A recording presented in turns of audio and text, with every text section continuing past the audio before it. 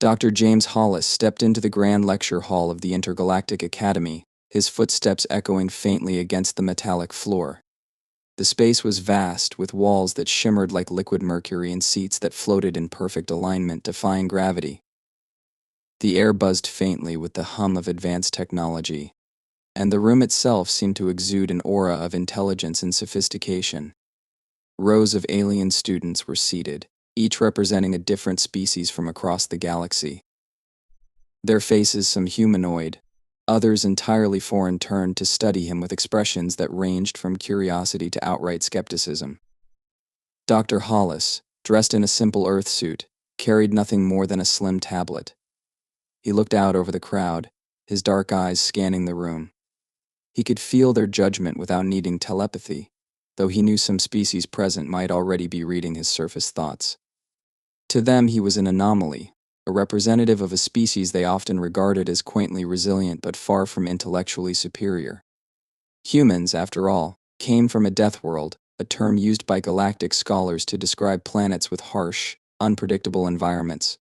While this made humans physically robust and adaptable, their intellectual contributions to intergalactic academia were often dismissed as rudimentary. James Hollis was here to challenge that perception, though not in the way anyone expected. He had spent decades studying both Earth's intellectual traditions and alien cognitive systems, fascinated by how different environments shaped ways of thinking. Today he stood before the galaxy's brightest students not to prove Earth's superiority, but to introduce them to an idea they had yet to fully grasp. "Good morning," he began, his voice calm but carrying an undercurrent of authority. A few of the students clicked, hissed, or flashed colors in response, their species equivalents of polite acknowledgement. Others remained silent, their disinterest palpable. "As you all know, I am Dr. James Hollis, and I'll be teaching advanced intergalactic problem-solving this term," he continued.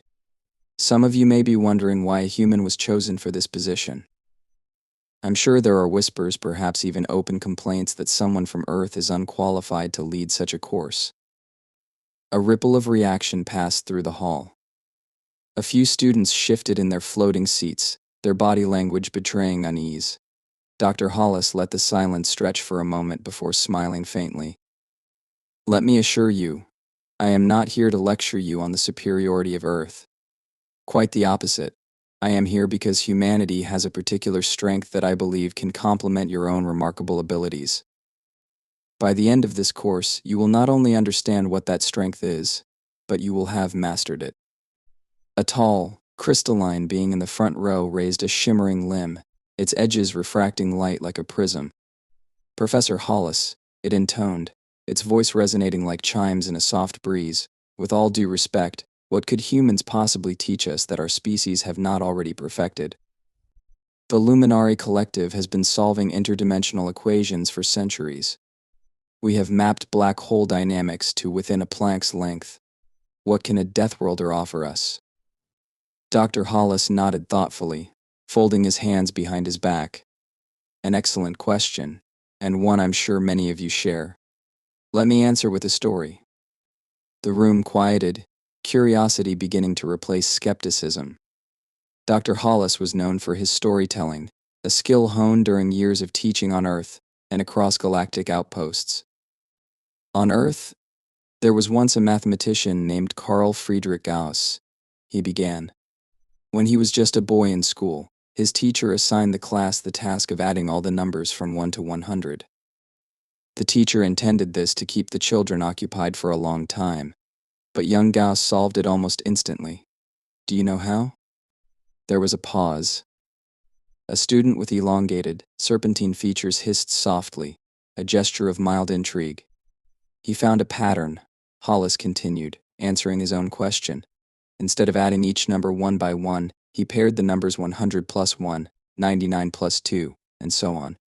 Each pair added up to 101, and there were 50 pairs. In moments, he had the answer 5050. The luminary's crystalline form shifted slightly, its refracted colors dimming. "And what is the point of this story?" "The point," Hollis replied, "is that Gauss didn't approach the problem the way his teacher expected. He didn't follow the prescribed method. He didn't add one number at a time, as anyone might logically assume. Instead, he saw the problem from a new angle, one that saved time and effort. Humans are not always the smartest species in the room, but we excel at finding unconventional solutions.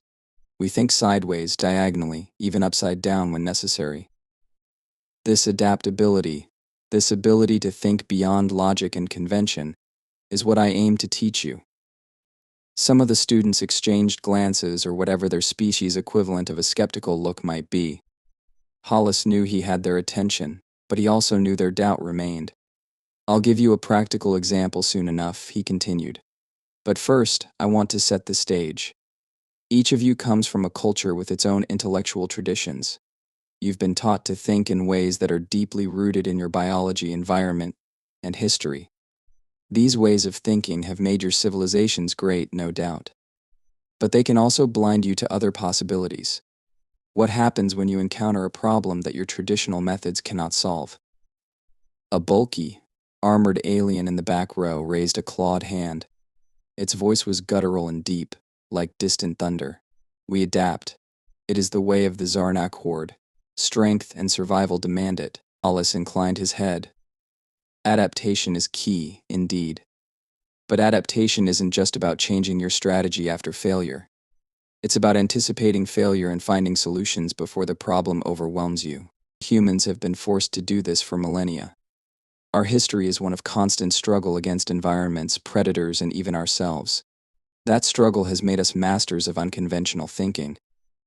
The room was silent for a moment, save for the faint hum of floating seats and holographic displays. Then, Hollis leaned forward slightly, his tone softening but gaining an edge of challenge. This is not a lecture series. It is a course in active problem solving. You will not simply listen to me speak. You will engage, question, and most importantly, fail. Failure will be your greatest teacher, as it has always been for humans. With that, he stepped back and tapped his tablet. A holographic display sprang to life in the center of the room, projecting a complex, three-dimensional puzzle. It was an intricate web of glowing lines, shifting shapes, and alien symbols, constantly rearranging itself. This, Hollis said, gesturing to the puzzle, is your first challenge. It is a logic problem, but it contains elements of Earth culture and history that you may find unfamiliar. Your task is to solve it by the end of the week. There is no single correct answer, but there is a correct approach. Let's see how you think. The students leaned forward, their skepticism now mingled with genuine interest. Dr. Hollis knew he had set the stage. The true lesson would begin when their confidence clashed with the unexpected complexity of the problem, a lesson in humility, creativity, and the power of thinking like a human. The test day arrived with an air of anticipation, though not the kind Dr. James Hollis had hoped for. The alien students, the best and brightest from their respective species, gathered in the grand lecture hall. The room was abuzz with hushed conversations, mostly dismissive remarks about the challenge that awaited them. They didn't see the test as an intellectual hurdle but as a trivial exercise set by an inferior species. Dr. Hollis had expected this. Arrogance was a natural byproduct of brilliance, and these students had been told their entire lives that they were the pinnacle of intelligence in the galaxy. The room, shaped like a vast amphitheater, adjusted its lighting to focus on the central holographic platform, where Dr. Hollis stood. The test materialized before them, a swirling, shifting puzzle of holograms and encoded riddles, designed with Earth's cultural nuances at its core. Each student's floating desk displayed a personalized version of the puzzle, with subtle variations meant to test their adaptability. The puzzles were deceptively simple at first glance, basic riddles interwoven with logic problems, but they concealed layers of complexity that would frustrate even the sharpest minds. Dr. Hollis observed the students as they began. The luminary delegate, a crystalline being whose body refracted light into shimmering rainbows, examined its puzzle with a detached confidence. The luminari prided themselves on their computational abilities, capable of processing information at speeds incomprehensible to humans. Hollis knew this delegate would attempt to brute force the solution, relying on raw calculation rather than lateral thinking. Nearby, the serpentine HFY delegate coiled its elongated body tighter as its iridescent eyes darted across the holographic interface. The HFYs were renowned for their pattern recognition, a skill that had allowed them to excel in deciphering ancient galactic texts. Hollis had deliberately included false patterns in the puzzle, knowing this would trap the HFY in a cycle of overanalysis. The Zarnak Horde representative, a hulking figure encased in bioorganic armor, approached the puzzle with brute determination. Its claws tapped impatiently against the console as it attempted to overpower the test's complexity with sheer force of will, a reflection of its species' culture of physical dominance. Hollis smiled faintly. The test wasn't about strength, physical or mental, it was about perspective, something the Zarnak were notoriously poor at adopting. As the minutes turned into an hour, frustration began to ripple through the room. The puzzles weren't behaving as expected.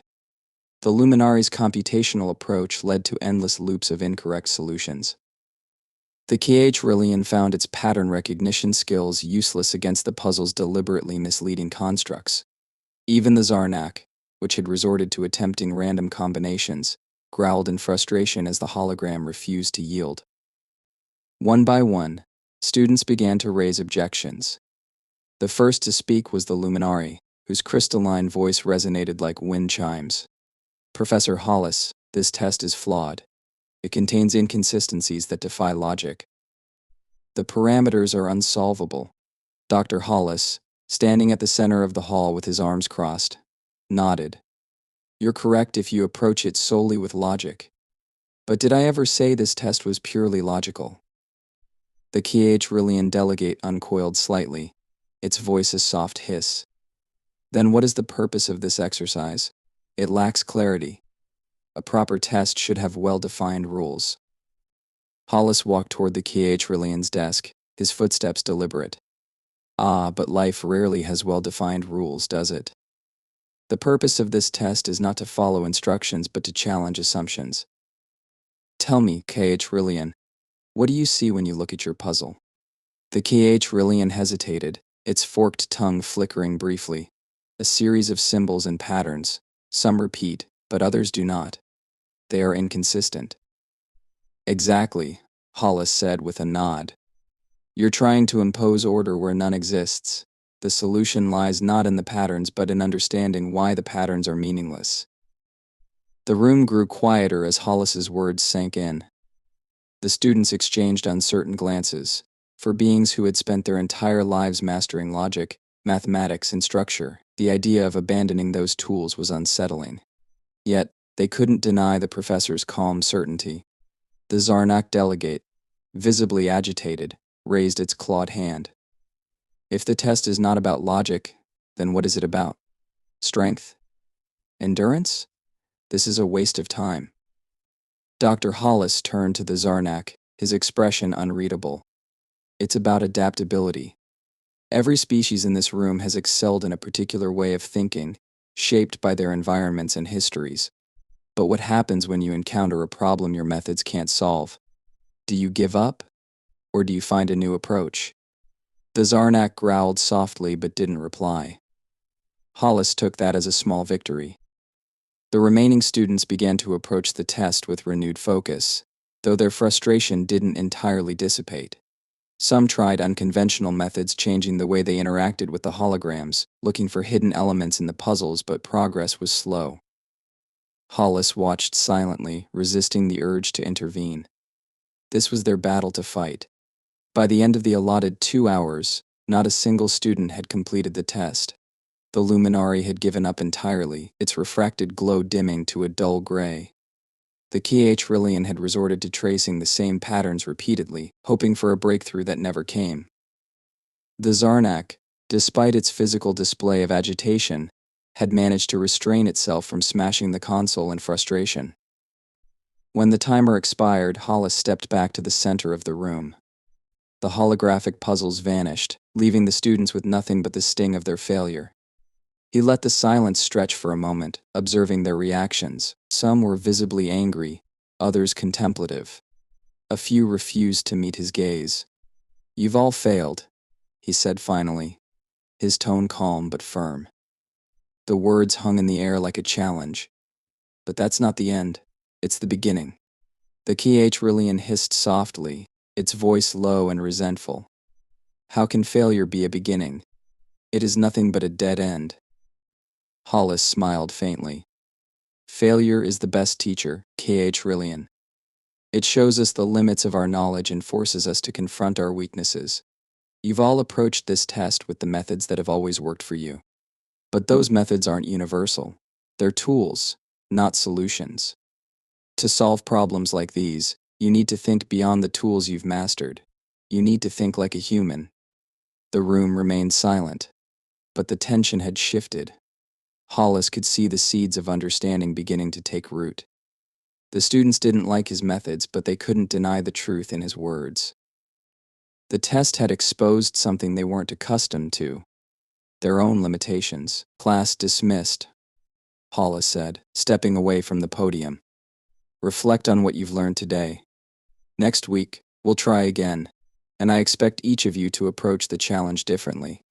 As the students began to file out, their expressions ranging from frustration to quiet determination, Hollis allowed himself a small smile. The real lesson had just begun. The following week arrived with an unusual tension in the air. The Intergalactic Academy's lecture hall, usually a hub of quiet confidence and orderly progress, was now marked by uncertainty. The students, humbled by their failure in the previous test, returned with a mix of frustration and curiosity. They were no longer as dismissive of Dr. James Hollis, the human professor who had dared to challenge their intellectual supremacy. Instead, they were determined to uncover the secrets behind his seemingly chaotic teaching methods. Dr. Hollis stood at the center of the room, his demeanor as calm and collected as ever. He knew he had their attention now, even if it was begrudgingly given. The room's ambient lighting adjusted to focus on him, casting a faint glow around his silhouette. He began without preamble. "Welcome back," he said, his voice steady and authoritative. "Last week you encountered failure. For many of you, it was a new experience, and I suspect an unpleasant one. But failure is a mirror. It reflects what we need to change. Today we'll see if you've learned from that reflection."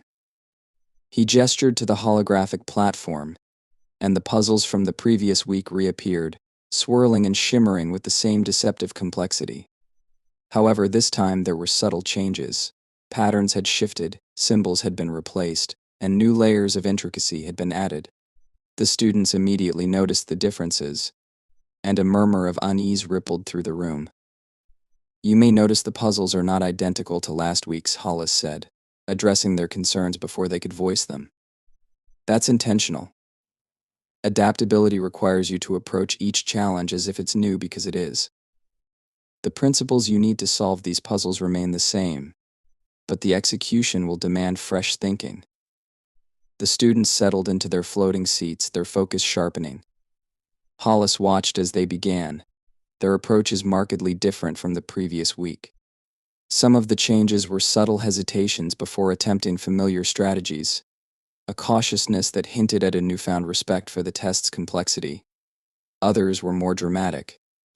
The Luminary delegate, for instance, abandoned its brute computational approach and instead attempted to break the puzzle into smaller, more manageable segments.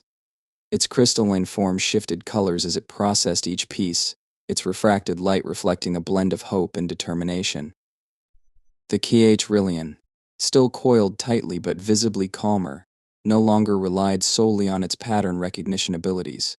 Instead, it paused frequently, studying the puzzle from multiple angles, as if trying to see beyond the obvious. Its serpentine eyes flickered with a curiosity that hadn't been present before. The Zarnak, however, remained the most visibly frustrated. Its claws tapped impatiently against the console as it attempted various combinations, but there was a noticeable shift in its approach. Instead of smashing its way through the problem, it occasionally stopped to observe the holographic display, its armored form tense with concentration. Hollis suspected this was as close to introspection as a Zarnak could manage. As the students worked, Hollis moved among them, observing silently. He didn't offer hints or corrections, but occasionally paused to study their expressions. The luminary's light dimmed slightly as it encountered a particularly perplexing layer of the puzzle. But it didn't give up. The HFY uncoiled slightly, its body relaxing as it made small breakthroughs. Even the Zarnak growled softly in what might have been satisfaction as it identified a previously overlooked clue. 2 hours passed, marked by a mix of quiet determination and occasional murmurs of frustration. Finally, the timer expired and the holographic puzzles vanished. The students leaned back in their seats, their exhaustion evident. Hollis returned to the center of the room, his gaze sweeping over them. "Well," he began, "how did it feel this time?" The HFY was the first to respond, its voice a soft hiss. Different. The patterns were. Less important. It was as though they were meant to distract, not guide. Hollis nodded. Exactly. The patterns were a trap, a way to test whether you could see beyond the obvious. And you, HFY, managed to recognize that. Well done. The luminary chimed in next, its voice resonating like distant wind chimes. I broke the puzzle into smaller components, as you suggested. It was more manageable that way, though I still didn't solve it completely. Hollis offered a faint smile. Progress, Luminari. You adapted your approach, which is more important than finding the final answer. Remember, the journey often teaches more than the destination. The Zarnak growled softly, its armored form shifting uncomfortably. I still failed, it said, its voice a deep rumble. But I saw something different. The puzzle wasn't just about solving, it was about understanding why it was difficult in the first place. Hollis turned to the Zarnak, his expression one of approval. That's a critical insight, Zarnak. Many problems aren't meant to be solved immediately. They're designed to challenge how you think, not just what you think, recognizing that is a victory in itself. The room fell silent as the students absorbed Hollis's feedback. For the first time, they seemed to view him not as an inferior being, but as a teacher with valuable lessons to impart. The skepticism that had marked their initial interactions was giving way to a reluctant respect. Failure, Hollis continued, his tone softer now, is not the end of learning. It's the beginning. Each of you has taken a step forward today, whether you realize it or not. You've begun to question your assumptions, to see beyond the methods that have always worked for you. That's the first step toward true adaptability. He gestured to the holographic platform once more, and a new set of puzzles appeared. These were simpler than the previous ones, with clear instructions and defined goals. The students looked at him in confusion. These are your next challenges, Hollis explained. They're not as complex, but they require you to apply what you've learned today. Approach them with the same adaptability you just demonstrated, and you'll find them much easier to solve. The students hesitated briefly before returning to their consoles. This time, there was no arrogance, no dismissiveness, only focus. As they worked, Hollis watched with a sense of quiet satisfaction. The seeds he had planted were beginning to grow, and he knew the real transformation was just beginning. The final day of the course had arrived, and the Intergalactic Academy's lecture hall hummed with anticipation. The students, who had once entered with arrogance and indifference, now carried a different energy and eagerness tempered by humility. Over the weeks, Dr. James Hollis had slowly dismantled their preconceived notions of superiority, replacing them with a deeper understanding of adaptability, collaboration, and the power of unconventional thinking. Dr. Hollis stood at the center of the room, his expression calm but watchful. The students had changed in ways that were not immediately visible but deeply significant. The luminary's once dazzling crystalline form now shifted subtly, reflecting its newfound patience and introspection. The HFY's coiled posture had relaxed, a physical manifestation of its openness to new ideas. Even the Zarnak, with its imposing armored frame, seemed less rigid, as if its frustrations had been replaced by determination. Good morning, Hollis began, his voice steady and clear. Today marks the conclusion of our journey together. But before we move forward, let us reflect. What have you learned over these past weeks? For a moment, the room was silent. Then, The HFY delegate uncoiled slightly, its serpentine voice soft but deliberate. I've learned that patterns, while useful, can also blind us. Sometimes, seeing the bigger picture means letting go of the smaller details. The luminary followed, its voice chiming gently. I've learned to break problems into their components, to focus on progress rather than perfection. The path is as important as the destination. Finally, the Zarnak spoke, its deep voice resonating through the hall. I've learned that not every problem can be solved with strength alone. Understanding why a challenge exists is often more important than overcoming it. Hollis nodded, his gaze sweeping over the room. All excellent insights. You've each taken steps to expand your thinking, to challenge the frameworks you once relied on. But today, we'll see how far you've truly come. He tapped his tablet, and the holographic platform lit up once more. This time, the puzzle that appeared was unlike any they had seen before. It was not a single challenge, but a sprawling, interconnected web of smaller tasks, each feeding into the next. The holograms shimmered and shifted, their complexity almost hypnotic. The students leaned forward, their curiosity piqued. "This is your final challenge," Hollis explained. "It is a collaborative puzzle. Each of you will be responsible for solving a portion of it, but no single solution will work unless it aligns with the others. To succeed, you must not only think creatively but also work together." The students exchanged glances, some hesitant, others resolute. Collaboration was a skill they had seldom needed to rely on. In their respective societies, their individual brilliance had always been enough. But now, as they turned their attention to the puzzle, they understood that this was a test of something far greater than intelligence. The luminary was the first to begin, its crystalline limbs moving deftly as it analyzed the initial section of the puzzle. The HFY joined soon after, its serpentine body weaving gracefully as it identified patterns and connections. The Zarnak, though slower to start, approached its section with a newfound focus, its clawed hands manipulating the holograms with surprising delicacy. As they worked, they began to encounter obstacles, gaps in the puzzle that seemed insurmountable. The luminary paused, its refracted light dimming as it realized it could not proceed without input from the HFY. "I require your perspective," it admitted, its voice resonating with reluctant humility. The HFY uncoiled slightly, slithering closer to the luminary's station. It studied the section carefully, its iridescent eyes flickering with recognition. "This pattern aligns with my section," it said, its tone measured. "If we adjust this sequence, it should create a pathway forward." Together, they manipulated the holograms, their collaboration yielding progress neither could have achieved alone. The Zarnak, observing their success, growled softly, a sound that might have been approval. It turned to its own section, where it encountered a similar impasse. This time it did not hesitate to call for assistance.